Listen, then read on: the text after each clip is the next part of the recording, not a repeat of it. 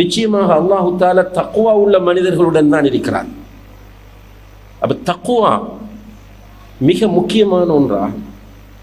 இஸ்லாத்தின் அனைத்து இபாதத்துகளை நீங்கள் எடுத்து பார்த்தால் அந்த இபாதத்துகளினுடைய நோக்கமே மனிதனிடத்தில் தக்வாவை கட்டி எழுப்புவதுதான். சுப்ஹானல்லாஹ்.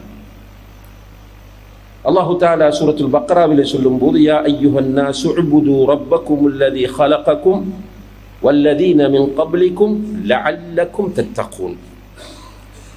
ஈமான் கொண்டவர்களே, உங்களையும் உங்களுக்கு முன்னால் இருந்தவர்களையும் படைத்த உங்களுடைய ரப்பை நீங்கள் வணங்குங்கள், இபாதத் செய்யுங்கள். எதற்காக? உங்களிடம் தக்வா வருவதற்காக. அப்போ வணக்கங்கள் முழுவதனுடைய நோக்கம் ஒட்டுமொத்தமாக அல்லாஹ் சொல்கிறார். இதை பிரித்து பிரித்து தனித்தனியே சொல்லும் போது, இப்போ நோன்பை பற்றி சில நேரம் ஏற்கனவே உள்ள உரையில் நீங்கள் அந்த வசனத்தை கேட்டிருப்பீர்கள்.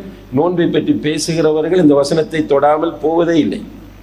யா அய்யுஹல்லதீன ஆமனு குதிப அலைக்குமுஸ் ஸியாம் கமா குதிப அலல்லதீன மின் கப்லிக்கும் லஅல்லக்கும் தத்தகூன். ஈமான் கொண்டவர்களை, உங்களுக்கு முன்னால் இருந்தவர்கள் மீது நோன்பு கடமையாக்கப்பட்டது போல உங்கள் மீதும் நோன்பு கடமையாக்கப்பட்டுள்ளது. லஅல்லக்கும் தத்தகூன், நீங்கள் தக்வா உள்ளவர்களாக மாறுவதற்காக வேண்டி. அப்போ முழு இபாதத்தும், இப்போ உதுஹியா கொடுக்கிறோம்.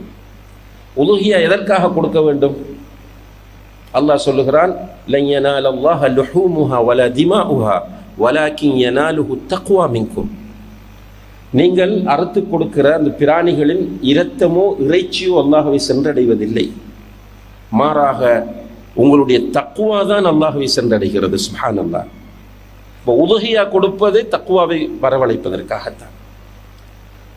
இப்படி இஸ்லாத்தில் உள்ள அனைத்து இபாதத்துகளும் அல்லாஹ் நமக்கு கடமையாக்கி இருப்பதன் நோக்கம் நம்முடைய தக்வாவை டெவலப் பண்ணுவது என்றால் இறுதி வெற்றி தக்வாவுக்கு தான் இருக்கிறது. وَتَزَوَّدُوا فَإِنَّ خَيْرَ الزَّادِ التَّقْوَى وَاتَّقُونِ يَا أُولِي الْأَلْبَابِ. நீங்கள் தேடுங்கள், மறுமைக்கான கட்டுச்சாதங்களை தயார்படுத்துங்கள். நீங்கள் அப்படி மறுமைக்காக தயார்படுத்தக்கூடிய பொருட்களிலே மிக சிறந்தது தக்வாவாகும். புத்தி உள்ளவர்களே, என்னை நீங்கள் தக்வா செய்யுங்கள். இப்படி சொல்லிக்கொண்டே போகலாம். குர்ஆனில் நூற்றுக்கணக்கான இடங்களில் அல்லாஹு தஆலா தக்வாவை வலியுறுத்துகிறார். தக்வாவுக்குத்தான் வெற்றி இருக்கிறது என்று சொல்கிறார். தக்வா உள்ளவர்களுக்குத்தான் வெற்றி இருக்கிறது என்று சொல்கிறார். இப்போ தக்வா என்றால் என்ன? பொதுவாக இறையச்சம் என்றுதான் மொழிபெயர்க்கிறோம். தக்வா என்பதை இறையச்சம் என்று மொழிபெயர்க்கிறோம். இது தக்வாவினுடைய மெயின் பகுதி, அது இறையச்சம் என்பது. ஆனால் இறையச்சத்தை பொறுத்தவரையில் அதற்கு வேறு சொற்களை குர்ஆன் பயன்படுத்துகிறது. ஹவுஃப், ஹஷ்யா, ரஹ்பா, இப்படி சொற்களைத்தான் இறையச்சத்திற்கு பயன்படுத்துகிறது. தக்வா என்பது ஒரு பரந்த அர்த்தத்தை கொண்ட ஒன்றாகும். பரந்த அர்த்தம் என்று சொல்லும்போது அன்புள்ள சகோதரர்களே, ரசூல் ஸல்லல்லாஹு அலைஹி வஸல்லம் அவர்கள் இதை பற்றி அழகாக சஹாபாக்களுக்கு சொல்லுகிறார்கள். நன்றாக கவனித்துக் கொள்ளுங்கள். அவர்கள் சொல்லுகிறார்கள், லா தஹாசது, நீங்கள் ஒருவருக்கொருவர் பொறாமைப்படாதீர்கள். வலா தபாகது, நீங்கள் ஒருவருக்கொருவர் கோபித்துக் கொள்ளாதீர்கள். வலா ததாபரு, ஒருவரை கண்டால் மற்றவர் முதுகை திருப்பிக் கொண்டு செல்லாதீர்கள்.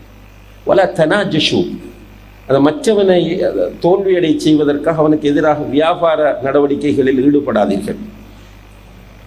இப்படி சொல்லிவிட்டு ரசூல் ஸல்லல்லாஹு அலைஹி வஸல்லம் அவர்கள் சொல்கிறார்கள், அல் முஸ்லிமு அஹுல் முஸ்லிம், ஒரு முஸ்லிம் அடுத்த முஸ்லிமுக்கு சகோதரன். நீ முஸ்லிம் என்று வந்தால் உன்னுடைய அடுத்த முஸ்லிமை நீ சகோதரனாக பார்க்க வேண்டும். லா யுظ்லிமுஹு, அந்த சகோதரனுக்கு நீங்கள் அநியாயம் அளிக்கக்கூடாது.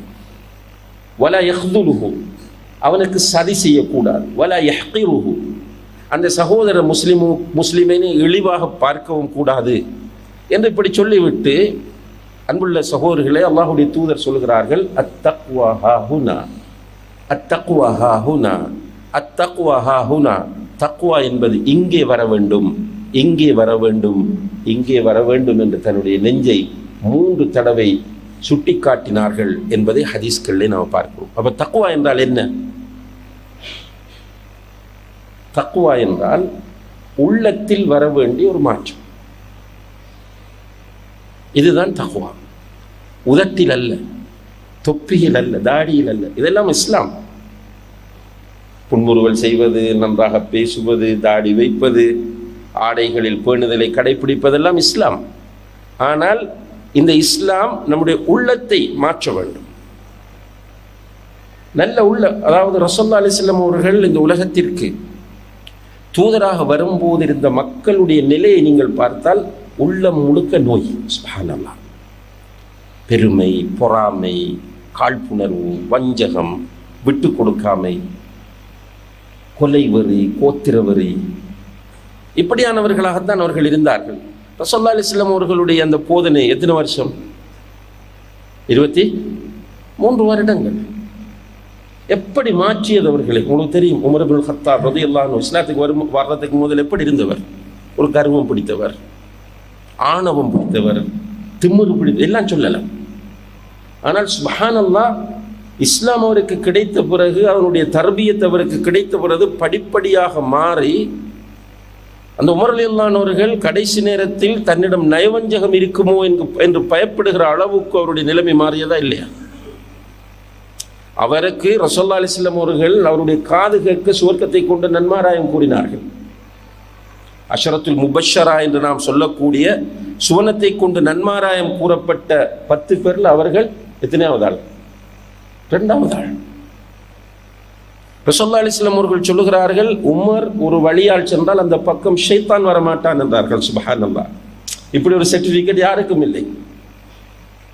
அப்படியான உமர் இப்னுல் கத்தாப் ரலியல்லாஹு அன்ஹு அவர்கள் ரசூல் ஸல்லல்லாஹு அலைஹி வஸல்லம் அவர்கள் வஃபாத்தான உடன் ரசூல் ஸல்லல்லாஹு அலைஹி வஸல்லம் அவர்களுடைய ரகசிய தோழரான ஹுதைஃபா ரலியல்லாஹு அன்ஹுவை தேடி போய் ஒரு மையத்து வீட்டில் கேட்கிறார்கள், ரசூலுல்லாஹி அலைஹி வஸல்லம் அவர்கள் உன்னிடம் முனாஃபிக்குகளுடைய பெயர்களை எல்லாம் தந்திருக்கிறார்கள், அந்த லிஸ்ட்டை எனக்கு காட்ட முடியுமா என்று கேட்கிறார். ஹுதைஃபா சொன்னார், இல்லை உமரே, இது அமானிதம், அல்லாஹ்வுடைய தூதர் காட்டக்கூடாது என்று சொல்லிவிட்டார்கள், நான் காட்ட மாட்டேன். உமர் கேட்கிறார், நான் காட்டச் சொன்னது யார் யார் இருக்கிறார்கள் என்று பார்ப்பதற்காக அல்ல, என்னுடைய பேர் அந்த லிஸ்டில் இருக்கிறதா என்று பார்ப்பதற்காக. சுப்ஹானல்லாஹ். என்னுடைய பேர் அதில் இருக்கா இல்லையா என்று மட்டும் சொன்னா போதும் என்றார். அப்போ ஹுதைஃபா சொன்னார், உங்களுடைய பேர் அதில் இல்லை, ஆனால் வேறு யாருக்கும் இதுக்கு அப்புறம் இதுவும் சொல்ல மாட்டேன்னுட்டார். பாருங்க, அந்த இஸ்லாம் அந்த உள்ளத்தில் ஏற்படுத்திய மாற்றத்தை. இதுதான் தக்வா. இப்னு அபி முலைகா ரஹிமஹுல்லா என்பவர் ஒரு மூத்த தாபிஈ. ரசூலுல்லாஹ்வை நேரடியாக சந்தித்தவர்கள் சஹாபாக்கள் முஸ்லிம்களாக. அதற்கு பிறகு சஹாபாக்களை முஸ்லிம்கள் என்கிற நிலையில் இருந்து சந்தித்தவர்கள் தாபிஊன்கள். அந்த தாபியூன்களில் ஒரு மூத்த தாபிஈ தான் இப்னு அபி முலைகா ரஹிமஹுல்லா. அவர் சொல்லுகிறார், அதரக்து 30 மின் அஸ்ஹாபின் நபி ஸல்லல்லாஹு அலைஹி வஸல்லம். எனக்கு சஹாபாக்களில் ஒரு 30 பேரை பார்க்கிற பாக்கியம் கிடைத்தது. சஹாபாக்களில் 30 பேரை பார்க்கிற பாக்கியம் எனக்கு கிடைத்தது. குல்லுஹும் கானு யகாஃபூன நிஃபாக் லா ஹவுல வலா குவத்த இல்லா பில்லாஹ். அவர்கள் ஒவ்வொருவரும் தங்களுடைய விஷயத்தில் என்னிடம் நிஃபாக் இருக்குமோ என்று பயந்து கொண்டிருந்தார்கள் என்று சொல்கிறார். அதனால தான் தக்வா.